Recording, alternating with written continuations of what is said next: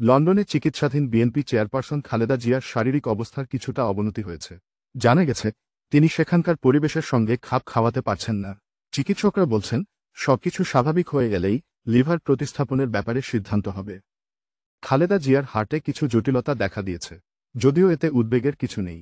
এসব তথ্য দিয়েছেন তার চিকিৎসায় গঠিত মেডিকেল বোর্ডের এক সদস্য। তিনি আরও বলেন, নতুন পরিবেশে খাপ খাওয়াতে সময় লাগছে খালেদা জিয়ার। লন্ডনে প্রচণ্ড ঠান্ডা চলছে।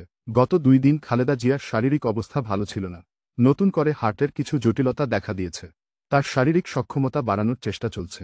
প্রয়োজন অনুযায়ী তার চিকিৎসা পদ্ধতিতে পরিবর্তন আনা হতে পারেও বলে জানা গেছে। খালেদা জিয়ার চিকিৎসায় 7 জনের একটি মেডিকেল টিম কাজ করছে।